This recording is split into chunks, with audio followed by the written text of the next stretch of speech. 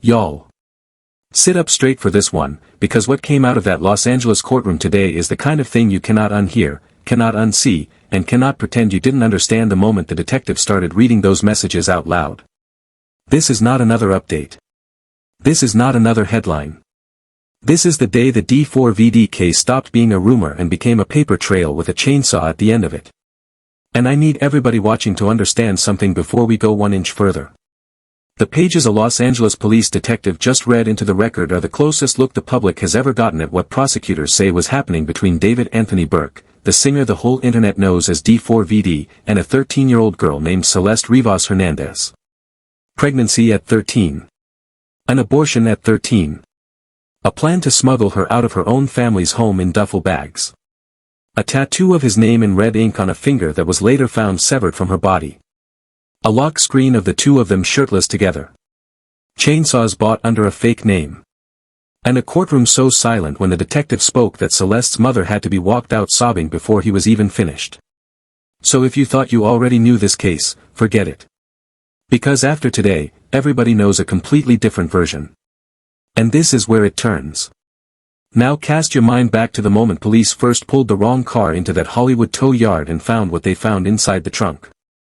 Back then, the world knew almost nothing. A rising R&B singer. A missing teenager from Lake Elsinore. A body so decomposed the coroner could barely work with it. That was the whole picture. That was all anybody had. But the moment LAPD Detective Corey Farrell sat down on that witness stand and started reading, the entire picture rearranged itself in front of the judge, in front of the reporters in the gallery, and in front of the family sitting 3 rows behind the prosecution table. Because the messages that were introduced today did not describe 2 people flirting. They described a 19-year-old man allegedly running a whole hidden life with a child who was 13 years old when the earliest of those messages were sent. And every single line of what the detective read is now part of the evidence prosecutors will use to try to send David to prison for the rest of his natural life. Let me walk you through what actually happened in that courtroom, one beat at a time, because the sequencing matters. Detective Farrell was the prosecution's final witness at David's preliminary hearing. His job in that seat was to lay out, on the record, exactly what investigators pulled off David's phone and out of David's iCloud account after the search warrants came back. And that is a very specific job. A preliminary hearing is not a trial. It is the moment a judge decides whether the state has enough evidence to send a person to a full jury. So prosecutors were not there to make a movie. They were there to hand the judge a floor, a foundation, a reason to say yes, this case belongs in a courtroom for as long as it takes. And the way they built that floor was by walking Farrell through message after message after message pulled from David's own devices.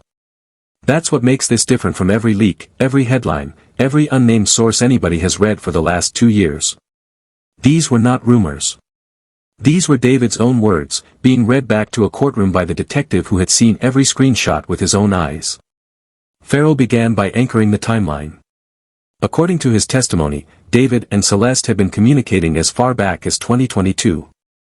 That single date changes the shape of everything. Because in 2022, Celeste Rivas Hernandez was 11 years old. 11. She was a child who was still years away from a driver's permit, still years away from a high school diploma, still years away from being able to legally consent to anything, and according to what a Los Angeles detective just testified under oath, the man now charged with her murder was already inside her phone. Prosecutors did not put those 2022 messages on a screen today. But the fact that Farrell put the date on the record at all is the state signaling to the defense, to the judge, and to the public that this alleged relationship did not begin as a teenage romance that spun out of control. According to the state, it began as something else entirely, and it began years before anybody outside that phone knew. By late November of 2023, the messages entered a new gear. Prosecutors said Celeste was 13 years old at the time. David was 18 and would turn 19 in March of the following year. And even at that early point, before any of the public knew either of their names, the two of them were allegedly discussing missed periods, contraception, and pregnancy scares like 2 adults trying to hide something. In one of the earliest exchanges Farrell read out, Celeste wrote that she was basically praying for her period to arrive because she refused to have children. David allegedly asked whether she had missed the date she was expecting.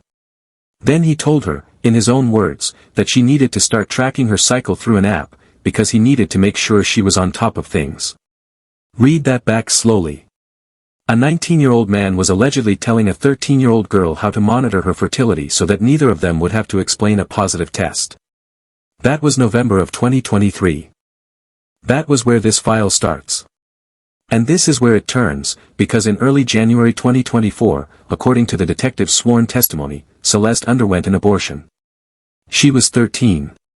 In the days leading up to that appointment, she allegedly told David that neither one of them was in a position to raise a child. David, according to Farrell, replied with the line, "You are so much stronger than me, baby," before adding "I love you." And then he did something that stopped the whole courtroom for a second when Farrell read it out.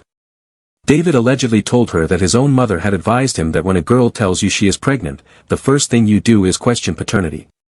In other words, make sure the baby is actually yours before you commit to anything. And then David allegedly asked Celeste, on record, on his own iCloud, the words, "It is mine, right?" Celeste replied, "Of course it is yours, David." That is the exchange. That is what prosecutors say a man who is now on trial for her murder was writing to a 13-year-old girl days before her abortion. And that is the exchange that turned the temperature of the entire preliminary hearing from cold and procedural to something a lot of the reporters in that room said they could physically feel in their chests. Bet on this. What Farrell read next is going to define this case for the rest of its life. Because roughly 1 month after that abortion, according to the messages, David and Celeste allegedly built out a whole plan they gave a code name to. They called it Operation Awesome. And Operation Awesome, according to the text messages Farrell read into the record, was not a game and it was not a joke. It was a step-by-step plan to move a 13-year-old child out of her family's house in Lake Elsinore and into David's home in Los Angeles. When Celeste allegedly asked what she should even bring with her, David allegedly told her they had been over this for weeks, and instructed her to pack anything she used that he could not immediately replace. Her clothes, her makeup, her jewelry, her shoes. He allegedly promised he would supply 2 duffel bags. He allegedly said he would drive to Lake Elsinore himself to pick her up.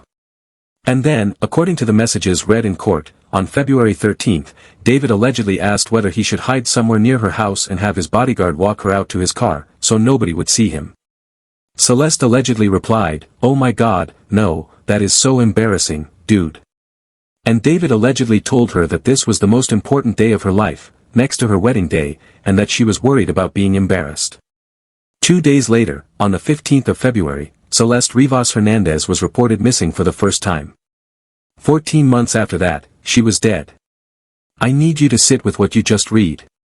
Because Operation Awesome is not gossip. Operation Awesome is not a rumor a fan account posted last summer. Operation Awesome is a phrase pulled directly out of David's own messages, according to a sworn Los Angeles detective, and it describes an actual plan to extract a 13-year-old girl from her own family. That is what the prosecution has now put in front of a judge. That is what the defense will now have to try to explain on cross-examination. And that is the level of specificity that flips a case from an argument between lawyers into something a jury cannot forget once they see it. Now here is where the story widens, because Farrell did not stop with Operation Awesome. He kept going. He walked the court through more than 3 dozen explicit photographs recovered from David's phone that he said documented the alleged sexual abuse of Celeste when she was 13 and 14 years old. Prosecutors said the photographs showed actual acts taking place inside David's home. And the images were considered too graphic to display publicly in the courtroom itself, which is the strongest possible signal a prosecutor can send that what they have is beyond ugly. Farrell then testified that one screenshot pulled from David's phone showed that his lock screen, at one point, was a photograph of him and Celeste embracing while both of them were naked from the waist up. And other photographs shown to the judge revealed that Celeste had David's name tattooed in red ink on one of her fingers. That detail is the one that has been echoing on the internet ever since.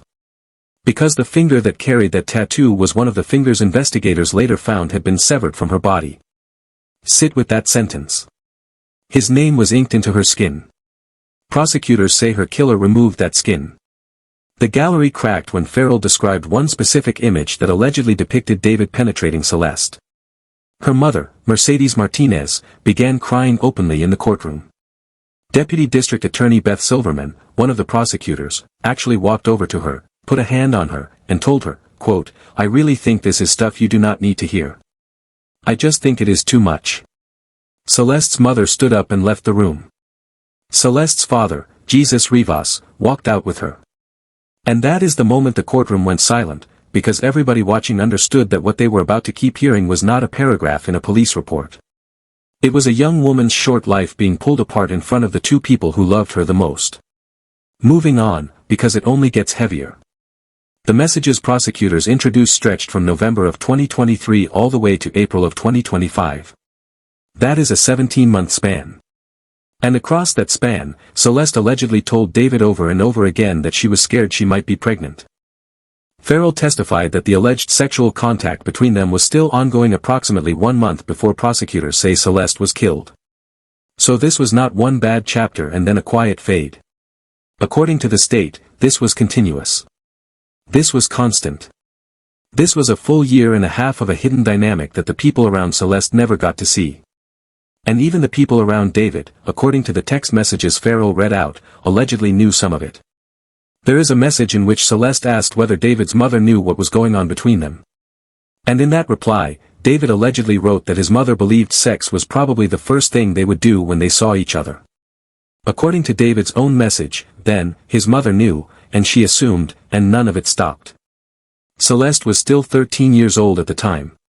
There are exchanges in that pile that are hard to read without your stomach turning, and I am going to walk you through them the way Farrell walked the courtroom. Because you deserve to know exactly how this was allegedly playing out day to day, and not just the sanitized headline version. There is a message from late June of 2024 in which Celeste told David that after they had last had sex, she had to run to the bathroom because she was in physical pain.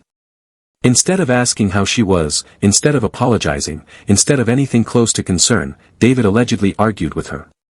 He allegedly told her, "Nah," and then claimed he remembered every time she had ever said the word out during sex, and that she had not said it once the last time. He allegedly told a 13-year-old girl that her memory of her own body was wrong. Read the sentence back one more time. He allegedly told a child that her memory of what happened to her own body was wrong. There is a message from July of that same year in which Celeste asked him directly, "Does anyone know we even had sex?" David allegedly replied, "Nope, and I would like to keep it that way before we are married." And then he allegedly added that they should get married the following year and make the baby simple. There is a message from that same summer in which David allegedly told her he wanted to gather her personal documents so that the two of them could leave the country and get married in Italy. There is a message in which he allegedly told her they would move in together as soon as, in his own words, the cops stopped bothering him. These were not vague fantasies. These were plans. According to prosecutors, these were the same kind of plans that produced Operation Awesome, and they never stopped. And then, on top of the plans, there was the escalating fear on Celeste's end. She kept asking David whether the first abortion had actually worked, because she was terrified she might still be pregnant. David allegedly brushed her off. He allegedly told her that if she were still pregnant, she would already have a baby bump, and he allegedly pointed out that she had experienced multiple periods since the procedure. And then he allegedly reduced the entire thing to 5 words. "Nah, first baby gone." That was the phrase Farrell read out loud in court. "Nah, first baby gone." That is what prosecutors say a 19-year-old man wrote to a 14-year-old girl who was allegedly begging him to take her fear seriously. And it is one of the many, many messages the state will now use to argue that the person on trial for her murder did not just abuse her. According to the state, he actively controlled how she was allowed to feel about the abuse. By late August of 2024, according to Farrell, the tone of Celeste's own messages had darkened. She began writing David a series of messages about the abortion that read, to anybody in that courtroom, like a young girl carrying something enormous entirely alone. She allegedly wrote, "Realistically, I care about you. I killed my kid for you." In another message the detective read out loud, Celeste allegedly described what happened as taking an innocent life of a little baby. She allegedly wrote that she would have been there for the child had they continued with the pregnancy. And she allegedly told David that she would have to lie to people around her for the rest of her life, even to her own future children, because of what she had done. That was a 13-year-old girl writing those sentences. That was a 13-year-old girl already understanding that she was going to have to carry the weight of what had happened to her for as long as she lived. And it is exactly that emotional intelligence, that ability to describe what was happening to her, that made the courtroom fall so quiet when the detective read her messages out loud. David's alleged reply was what made the reporters in the gallery start looking at each other. According to Farrell, when Celeste poured all of that grief out to him, David allegedly told her, quote, "Let us end that here," before adding, "I do not like talking to you when you are upset." When Celeste then asked him how he personally felt about the abortion, he allegedly said he was saddened by it, but that what actually upset him more was the way the child had been conceived outside of marriage, and outside of how he had always imagined having his first child. He allegedly ended by telling her that he did not dwell on any of it. Sit with the contrast for one more second, because it is going to matter for the rest of this case. Celeste was allegedly describing an event that she said she would do anything to reverse. David was allegedly telling her he did not want to sit with her emotions, that her grief was inconvenient to him, and that he had already decided not to think about it. By November of 2024, according to Farrell, the relationship was allegedly breaking down in cycles. In one message, Celeste allegedly reminded David that she had been sexually active with him for almost an entire year at that point. David allegedly replied that she was acting like this was their first breakup, when according to him it was already their eighth. 8 breakups and reconciliations in a hidden alleged relationship with a 13 and 14-year-old girl. And what makes that specific number so heavy is that every single time the cycle allegedly ended and restarted, the same disturbing dynamic allegedly picked back up where it had left off. On December 20 of 2024, prosecutors introduced an exchange in which the two of them gave completely different accounts of the same encounter. David allegedly wrote that Celeste had asked him whether he wanted to have sex and that he had, in his own word, folded, before saying he had held her afterward while she cried. Celeste allegedly wrote back, immediately, and said no, David, that is not what happened. She allegedly told him they had only made out before she was about to leave. So even in their own private texts, according to the record, the two of them were allegedly telling each other different versions of what had just happened between them. And David was allegedly the one framing himself as the caring party who had been reluctantly initiated by a 13-year-old child. Celeste was rejecting his account in real time. The messages then pushed closer to the date prosecutors say Celeste was killed. On March 14 of 2025, only about a month before Celeste's murder, Celeste allegedly texted David the line that a lot of people in that courtroom said they will not forget. She allegedly wrote, "We can be friends, but like online, I do not want anything to do with you in person anymore if I am going to try to move on." Read that sentence and understand what it is. That is a 14-year-old girl trying to set a boundary. That is a 14-year-old girl trying, in her own words, to get out. That is a 14-year-old girl telling a 19-year-old man that the in-person part of what they had been doing had to end. 1 month later, prosecutors say she was murdered. 1 month later, prosecutors say her body was dismembered with a chainsaw inside the garage of David's home in Los Angeles. That is what the state is putting in front of a jury. That is what the defense will now have to try to unwind. Trust me, this thing is nowhere near done getting darker. Because Farrell was not finished. He also testified to a detail that seems small on the page and is enormous inside the case. In a message from December of 2023, David allegedly told Celeste that he used the name Travian Davis for all of his packages and everything. Travian Davis. Remember that name. Because when investigators started building out what happened in the days around Celeste's death, another detective testified in the same hearing that the name Travian Davis had allegedly been used to order 2 chainsaws from Amazon on May 1 of 2025. 3 days after those alleged Amazon orders, the same alias was allegedly used to purchase a third chainsaw from Home Depot, delivered by Uber Postmates. That third chainsaw was described as a 10-inch Makita. And unlike the other two, it was never recovered. Never found. Never handed over. Just gone. Prosecutors are effectively arguing that David told Celeste the exact alias he would allegedly use, in writing, more than a year before he then allegedly used that same alias to buy the tools they say were used to dismember her body. That is the kind of link a prosecutor lives for. That is the kind of link a defense attorney has to unwind sentence by sentence, receipt by receipt, in front of 12 people who just heard everything you just heard. And I want to slow down and say something that I think a lot of people are going to miss in the noise, because the noise is going to be loud. What actually stayed with me in the reporting out of that hearing was not the shock value of the messages. It was the voice of the person writing half of them. Because in message after message, Celeste Rivas Hernandez sounded exactly like what she was. A young girl. A young girl who was scared. A young girl who was in over her head. A young girl who was intelligent enough, articulate enough, and self-aware enough to describe what was happening to her in real time. She used words like guilt. She used words like regret. She used the phrase, "I would do anything to have it back." She said she would have to lie to people around her for the rest of her life. She used the phrase, "I killed my kid for you." Those are not the words of somebody who was in love. Those are the words of somebody who understood, on a level a lot of adults never reach, that something had been taken from her. And she was still writing those sentences down while it was still happening. That is also why, when Celeste's mother stood up and had to leave the room, nobody in that gallery pretended not to notice. Because it was not just that a photograph had been described. It was that a mother had to listen to a stranger read her 13-year-old daughter's own words about grief, about guilt, about an abortion, and about being told her own memory of her own body was wrong. There is no version of parenthood that prepares you for that. There is no press release that softens that. And there is no cross-examination that undoes what that mother heard today. That is why the pivot from her voice to David's alleged replies hit the courtroom the way it did. Because when Celeste was allegedly describing grief, David was allegedly deflecting it. When Celeste was allegedly describing fear, David was allegedly rewriting her memory of her own body.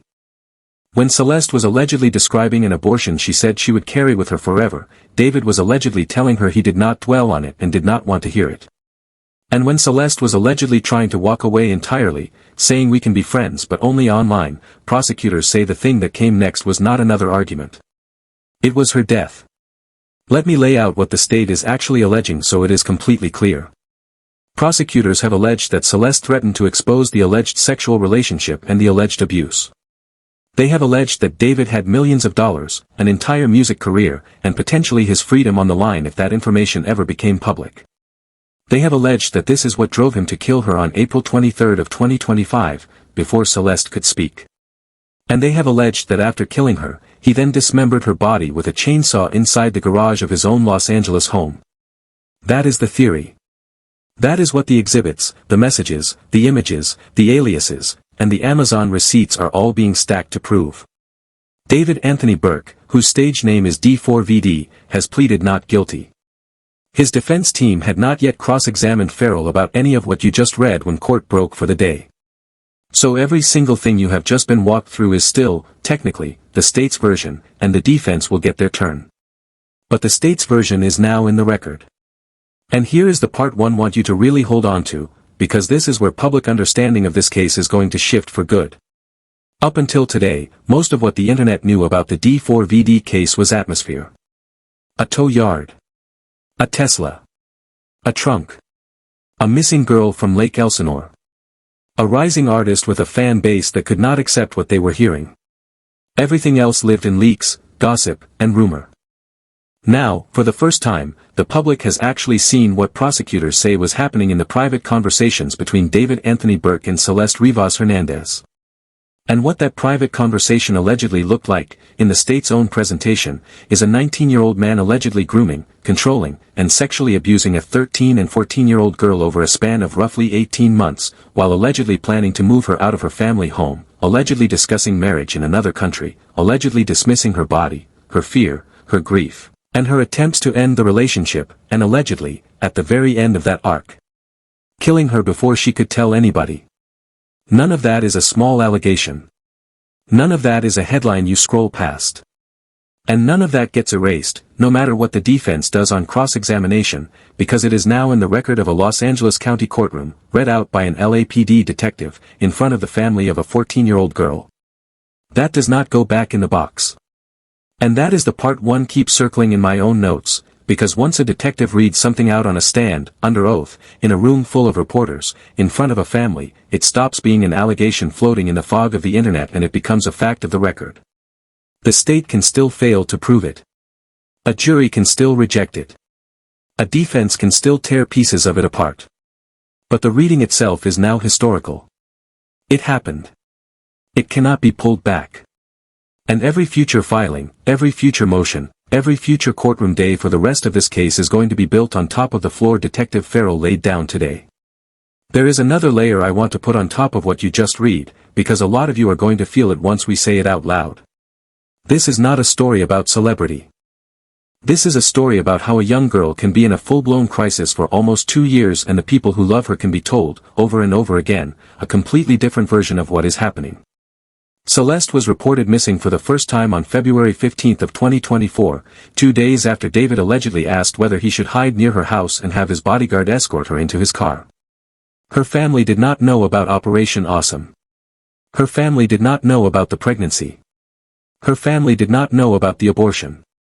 Her family did not know about the lock screen. Her family did not know about the tattoo on her finger. According to the state, David Anthony Burke did.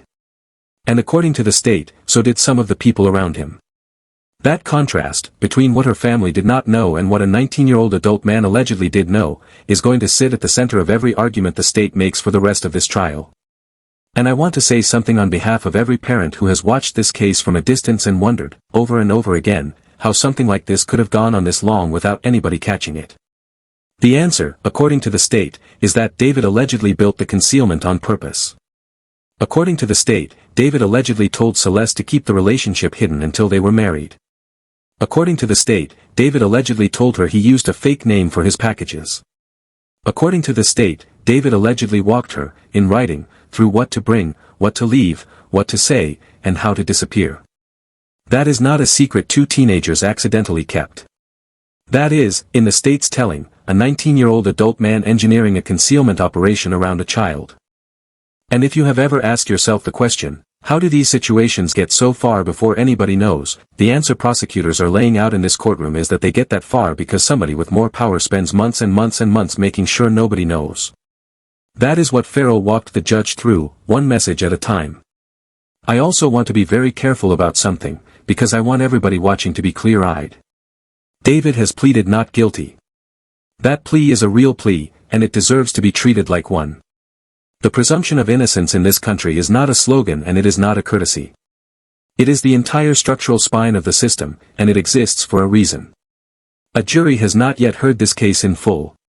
A jury has not yet seen every piece of context around every message. A jury has not yet been given a chance to weigh how those messages actually landed in the lives of the two people writing them. All of that has to happen inside a courtroom, not inside a comment section, not inside a live stream, not inside a stitched clip on somebody else's timeline. His defense team is going to argue that the state's interpretation of these messages is not the only possible interpretation. They are going to argue that a text message is a slice of a conversation, not the entire conversation. They are going to argue that the state's timeline has gaps. They are going to argue that Farrell's characterization of the photographs is a characterization, and that a jury has to make its own decision. That is what a defense is supposed to do. And in a courtroom, all of that is going to happen. But nothing that happens on cross-examination changes the fact that what the public learned today is what the public learned today. The messages are in the record. The photographs are in the record. The aliases are in the record. The chainsaw purchases are in the record. And the state's theory of the motive, that Celeste threatened to expose David and that David killed her before she could, is now in the record too. There is one more thing I have to talk about before we close, because it has been in the comments under every video about this case for months and it deserves to be addressed directly. The people who kept saying, from very early in this case, that the whole thing looked like a cover-up, were being mocked. The people who kept saying that Celeste sounded, in the fragments that had leaked, like somebody who was trying to get out, were being told they were reading too much into it. The people who kept saying that a 19-year-old man allegedly hiding a 13-year-old girl in his house was not a love story, were being brushed aside as haters. After today, none of those people owe anybody an apology. Because everything they were saying, in the language they were using, showed up in the state's own evidence, on the record, out of the mouth of an LAPD detective. That does not mean the case is decided. A judge has to make her ruling. A jury eventually has to make its decision. But if you have been watching this case since the trunk, if you have been reading every filing, if you have been trying to piece together what the family of Celeste Rivas Hernandez must be going through, today was the day the public part of the record finally caught up to what you were already trying to say. And this is the part one keep coming back to. Somewhere in the middle of Farrell's testimony, when he was reading out one of Celeste's own messages, one of the reporters in that gallery said in a filing later that you could hear people crying. Not sniffling. Crying. Because what was on the page was not a headline. What was on the page was a young girl trying to describe, in her own words, what was being done to her, and what she was carrying because of it. Justice for Celeste Rivas Hernandez is not a hashtag anymore.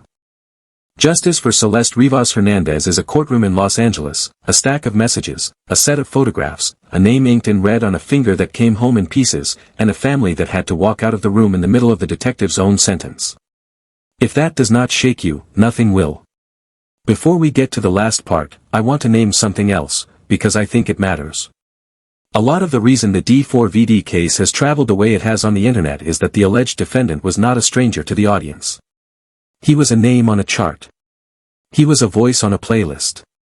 He was the artist behind songs that a lot of very young people, some of them the same age as Celeste, were singing along to in their bedrooms for years. That parasocial layer is real, and it is exactly the layer that made a lot of fans, in the first weeks of this case, refuse to believe what they were reading. That is not a moral failing. That is what parasocial attachment does to a brain that has built a relationship with a voice it has never actually met. But after today, after the messages, after the photographs, after Operation Awesome, after Travian Davis and the Makita chainsaw that was never recovered, that parasocial defense is going to be a lot harder to hold. And that is not a bad thing. That is the audience finally being given the same information the courtroom already had. So here is where I have to leave you, because there are only two ways to watch what is about to happen next in this case. One is to say that David Anthony Burke has pleaded not guilty, that a preliminary hearing is not a trial, that the defense has not yet had a chance to respond, and that the correct thing to do is stay quiet, watch the process, and refuse to draw a conclusion until 12 people in a jury box have done it for you. The other is to say that what a Los Angeles detective just read out in a Los Angeles courtroom, sourced from a defendant's own iPhone and iCloud, is the clearest window the public has ever gotten into what prosecutors say was happening between D4vd and Celeste Rivas Hernandez, that the messages speak with a weight no press release can undo, and that after today, the internet's understanding of this case is permanently different, whether or not a jury ever says the word guilty. Both of those positions are defensible. Both of those positions are being argued right now in every comment section under every video about this hearing. I want to know where you land. Not in a general way. In a specific way. Do you think the messages Farrell read out today should be enough, on their own, to convince a jury of David Anthony Burke's alleged motive to kill Celeste Rivas Hernandez, or do you think the state still has to bring something else to the table before a jury can go all the way there?